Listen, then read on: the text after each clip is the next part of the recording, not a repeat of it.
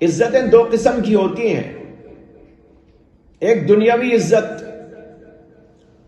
دنیاوی عزت دنیا کی طرح ذلیل ہے، خوار ہے، ناپائیدار ہے، اس کی کوئی حیثیت نہیں ہے. اور یہ عزت دنیا داروں کو مال کی بنیاد پر، حکومت کی بنیاد پر، طاقت کی بنیاد پر، منصبوں کی بنیاد پر مل جاتی ہے، اور یہ غلط فہمی میں مبتلا ہو جاتے ہیں کہ ہم کو عزت مل گئی. حالانکہ یہ دنیا کی عزت ناپائیدار ہونے، ناقص ہونے، حقیر ہونے کی وجہ سے یہ کوئی عزت ہی نہیں ہے. اصل عزت تو وہ ہے جو دینی عزت، روحانی عزت، ایمانی عزت اور اخروی عزت ہوتی ہے. اور یہ عزت ملتی ہے کہ انسان کو اللہ سے تعلق جوڑنے کی بنیاد پر. جیسے کہ ابھی میں نے کہا، مال چاہتے ہو مال والے کے پاس جانا پڑتا ہے، سونا چاہتے ہو تو سونے والے کے پاس میں جانا پڑتا ہے. اسی طرح کوئی اور عہدہ اور منصب چاہتے ہو تو عہدے داروں اور منصب داروں کے پاس میں جانا پڑتا ہے. حکومت چاہتے ہو تو حکومت والوں کے پاس میں جانا پڑتا ہے. اگر تم عزت چاہتے ہو تو سب سے بڑے عزت والے کے پاس میں آؤ، اور وہ ہے اللہ کی ذات، اور اس سے اپنے تعلق کو ہموار کرو، تعلق پیدا کرو، اطاعت اور فرمانبرداری کرو، اس کو خوش کرنے کی کوشش کرو. اگر تم اس کو خوش کر کے اس سے تعلق پیدا کر لیتے ہیں تو وہ اللہ تمہیں عزت سے نواز دے گا، اور یہ عزت جو ملے گی وہ عزت پائیدار عزت ہوگی، اور جو دنیا میں بھی ملے گی اور آخرت میں بھی ملے گی. لیکن سوال یہ ہے کہ ہم اللہ سے اپنا رشتہ کیسے قائم کریں، اللہ سے اپنے رشتے کو کس طرح مضبوط کرے، اس کا اصول کیا ہے، اس کا طریقہ کیا ہے. اللہ نے آیت کے اگلے حصے میں اسی کو بیان فرمایا. فرماتے ہیں الیہ یصعد الکلم الطیب والعمل الصالح یرفعہ. اللہ ہی کی طرف چڑھتے ہیں پاکیزہ کلمات، اور نیک عمل اس کو بلندیوں پر پہنچا دیتا ہے. معلوم ہوا کہ اگر ہم اللہ سے اپنے رشتے کو قائم کرنا چاہتے ہیں اور اللہ کی عزت سے ہم بھی معزز بننا چاہتے ہیں تو اس کا طریقہ یہ ہے جو یہاں آیت کے اندر بیان کیا گیا. علماء لکھتے ہیں، مفسرین کرام اس کی تشریح کے اندر لکھتے ہیں کہ اس آیت کریمہ میں اللہ نے دو باتیں بیان فرمائی. ایک کلمہ طیب اور دوسرے عمل صالح. ان دو کے ذریعے انسان اللہ کے قریب ہو سکتا ہے، اور اللہ اس کو قبول کرتے ہیں، اور جب اللہ اسے قبول کرتے ہیں تو عزتوں سے نوازتے ہیں، اور وہ دنیا میں اور آخرت میں معزز تر لوگوں کے اندر شمار ہوتا ہے. الکلیم الطیب کی تفسیر کے اندر متعدد اقوال ہیں حضرات علماء کے، مفسرین کرام کے. بعضوں نے کہا کہ الکلیم الطیب کا معنی ہے لا الہ الا اللہ محمد الرسول اللہ. یہ ہے کلمہ طیب، یعنی ایمان اس سے مراد ہے، جو اس بات کی گواہی کے لیے ہے کہ میں اللہ کو ایک مانتا ہوں، محمد صلی اللہ علیہ وسلم کو اللہ کا رسول مانتا ہوں. یہ کلمہ طیب جو آدمی پڑھتا ہے اور اس کے اوپر یقین کرتا ہے اور اس کو اپنا ایمان بناتا ہے، یہ ایمان اور یہ اس کا کلمہ طیب اللہ کے پاس چڑھتا ہے، اللہ کے پاس پہنچ جاتا ہے. والعمل الصالح یرفعہ، اور نیک عمل اسے بلندیوں پر پہنچا دیتا ہے. ایک تفسیر تو یہ ہے کلمہ طیب کی، اور بعض لوگوں نے کہا ہے کہ کلمہ طیب سے مراد قرآن کریم کی تلاوت ہے. بعض حضرات کا کہنا یہ ہے کہ اس سے مراد مطلقاً اللہ کا ذکر ہے. جو آدمی اللہ کا ذکر کرتا ہے، جو قرآن کریم کی تلاوت کرتا ہے، یہ کلمات طیب اللہ کے دربار میں پہنچتے ہیں اور اللہ ان کو قبول کر لیتے ہیں۔ اور بعض لوگوں نے کہا کہ کلمہ طیب سے مراد ہے دعا کرنا، کہ جب آدمی اللہ سے تعلق قائم کرتا ہے، عاجزی انکساری کرتا ہے اور اپنی حاجت اپنی ضرورت غلاموں کی طرح اللہ کے سامنے رکھتا ہے، عاجزی اور انکساری کو سامنے لاتا ہے اور اللہ کی بلندیوں کا یقین کرتا ہے، اعتراف کرتا ہے، یہ ہے دعا کا حاصل۔ یہ دعا اللہ کے پاس پہنچتی ہے اور اللہ اسے قبولیت کے منازل پر پہنچا دیتے ہیں۔ الیہ یصعد الکلم الطیب۔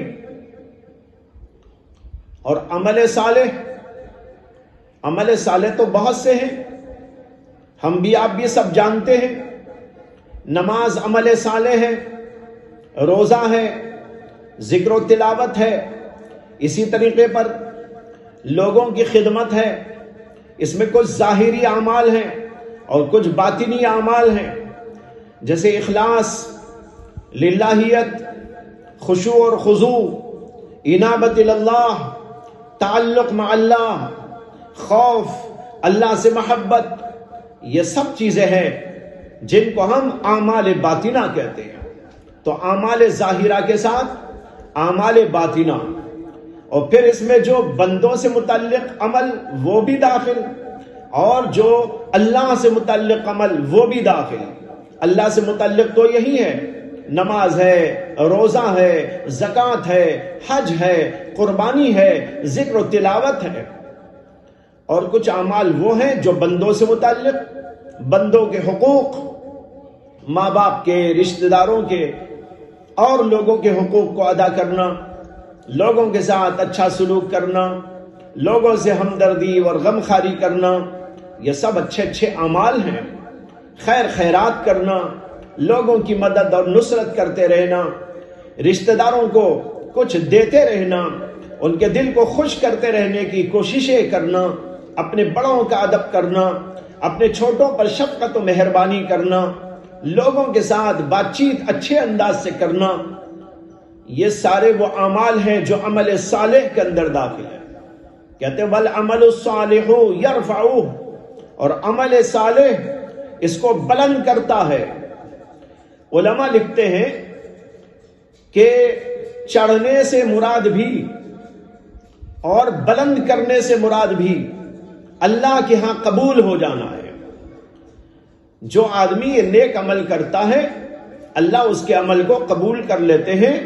بلندیوں پر پہنچانے کا مطلب ہے اللہ اس کو اپنے ہاں قبول کر لیتے ہیں، اور اس کے چڑھنے کا مطلب بھی یہ ہے کہ وہ آگے بڑھ کر اللہ کے ہاں قبولیت کا درجہ پا جاتا ہے۔ جو آدمی یہ کرتا ہے وہی آدمی دراصل اللہ سے اپنے تعلق کو مضبوط کرتا ہے۔ ایک ایمان، دوسرے عمل صالح۔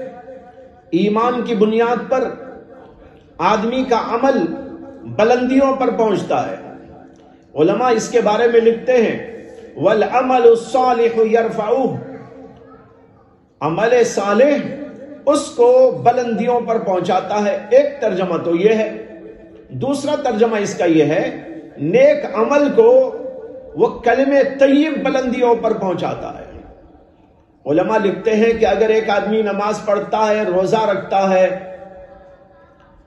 لوگوں کی خدمت کرتا ہے، ہمدردی و غمخواری کرتا ہے، یتیموں کو، غریبوں کو، بیواؤں کو، مسکینوں کو پالتا ہے، ان کی ضروریات میں ان کی کفالت کرتا ہے، لیکن اس کے پاس کلمہ طیب نہیں ہے، یعنی ایمان نہیں ہے اس کے پاس، تو یہ کتنا بھی عمل کر لے لیکن یہ بلند نہیں ہوگا۔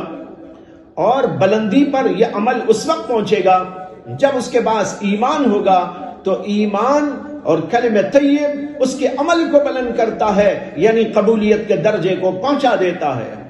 اور اگر ایمان نہیں ہے تو بے ایمان آدمی کچھ بھی کرے اللہ کے ہاں اس کا کوئی اعتبار نہیں۔ لا نقیم لہم یوم القیامت وزنا، اللہ کہتے ہیں ان کے جو بھی اچھے عمل ہوں لیکن ہمارے پاس ان کا کوئی وزن نہیں ہوگا۔ دیکھنے میں بڑے بھاری بھاری عمل ہو سکتے ہیں، چنانچہ غیروں کے ہاں بھی بہت اچھے کام کیے جاتے ہیں، غریبوں کی امداد کی جاتی ہے، بڑے بڑے ہاسپٹل کھول کر مخلوق کی خدمت کر رہے ہیں، اسی طرح اور ادارے کھول کر غریبوں کی مدد اور نصرت کے طریقے جاری کیے ہوئے ہیں، اور بہت سارے انداز ہیں ان کے، لیکن اس کے باوجود اللہ کے ہاں قیامت کے اندر ان کا کوئی بھی عمل مقبول نہیں ہوگا اور ان کے اندر کوئی وزن نہیں ہوگا۔ اس لیے فرمایا گیا وَالْعَمَلُ الصَّالِحُ يَرْفَعُهُ، عمل صالح کو یہ کلمہ طیب بلند کرتا ہے، یعنی آگے پہنچاتا ہے اللہ کے دربار میں۔ اور اگر عمل صالح تو موجود ہے، اچھا عمل تو کر رہا ہے، لیکن عمل صالح کے ساتھ اس کے پاس ایمان نہیں ہے تو پھر اس کا کوئی اعتبار نہیں۔ اب بعض علماء کہتے ہیں وَالْعَمَلُ الصَّالِحُ يَرْفَعُ کا مطلب ہے عمل صالح کلمہ طیب کو بلند کرتا ہے۔ کیا مطلب ہے اس کا؟ علماء کہتے ہیں یہ مطلب ہے کہ جب آدمی نیک عمل کرتا ہے تو اس کے ایمان میں تر و تازگی آ جاتی ہے۔ ایک آدمی کہتا ہے لا الہ الا اللہ محمد الرسول اللہ، آمنت باللہ وملائکتہ وکتبہ ورسلہ، ایمان تو رکھتا ہے، اللہ کو مانتا ہے، فرشتوں کو مانتا ہے، پیغمبروں کو مانتا ہے، اللہ کی کتابوں کو مانتا ہے، تقدیر کو مانتا ہے، آخرت کو تسلیم کرتا ہے، لیکن اس کے باوجود عمل صالح نہیں ہے اس کی زندگی میں، نماز نہیں پڑھتا، روزہ نہیں رکھتا، اچھے کام نہیں کرتا، برے کام کرتا ہے۔ اگر ایسا ہے تو اس کا یہ کلمہ طیب، اس کا یہ ایمان کچھ مقبولیت کے درجے کو نہیں پہنچتا، بلندیوں پر نہیں پہنچتا، اس کو بلندی پر پہنچانے والا عمل صالح ہے۔ اسی لیے بہت سے علماء کا نقطہ نظر یہ ہے کہ ایمان کے اندر اعمال داخل ہیں۔ انہوں نے ایمان کی تفسیر ہی یہ کی ہے کہ ایمان کہتے ہیں التصدیق بالجنان والعمل بالارکان والاقرار باللسان، زبان سے اقرار بھی ہو، دل سے تصدیق بھی ہو، اور اپنے اعضاء سے عمل بھی ہو۔ کہتے ہیں یہ ہے ایمان۔ وہ ایمان کیا ایمان ہے جس میں آدمی کہتا تو ہے آمنت باللہ، کہتا تو ہے آمنت بالرسول، اقرار کرتا ہے کہ آمنت بالکتب، اور یہ اقرار کرتا ہے کہ میں آخرت کو مانتا ہوں، لیکن اس کے باوجود نہ نماز ہے، نہ روزہ ہے، نہ زکوٰۃ ہے، نہ قربانی ہے، نہ تلاوت ہے، نہ ذکر ہے، کوئی عمل صالح اس کے پاس موجود نہیں، تو اس کا یہ ایمان گھٹیا ایمان ہے۔ اس کے اندر طاقت نہ ہوگی کہ وہ آسمان کی طرف چڑھ جائے اور قبولیت کے درجے کو پہنچ جائے۔ اس لیے جو بھی ایمان رکھنے والے ہیں ان کو یہ بھی ضروری ہے کہ وہ عمل صالح کے ساتھ زندگی کریں۔ یہ دونوں مطلب حضرات علماء کرام نے اس آیت کی تفسیر کے اندر بیان فرمائے ہیں۔ اب بتانا یہ ہے کہ اگر کوئی عزت چاہتا ہے تو اس کا طریقہ ہے اللہ سے تعلق جوڑنا، اور اللہ سے تعلق جوڑنا کب ہوگا؟ جب ایمان ہوگا اور عمل صالح اس کے اندر آئے گا۔ یہ دونوں چیزیں اللہ کے ہاں پہنچیں گی اور مقام قبولیت میں پہنچیں گی، اور جب اللہ اس کو قبول کر لے گا تو آدمی کو عزتوں سے نوازے گا، اس لیے کہ وہ آدمی اللہ سے تعلق قائم کر چکا ہے۔ جو عزت دار سے تعلق رکھتا ہے وہ اللہ سے تعلق رکھتا ہے، جو بڑا عزت دار ہے تو اس آدمی کو بھی عزت مل جاتی ہے جو آدمی اللہ سے تعلق رکھنے والا ہوتا ہے۔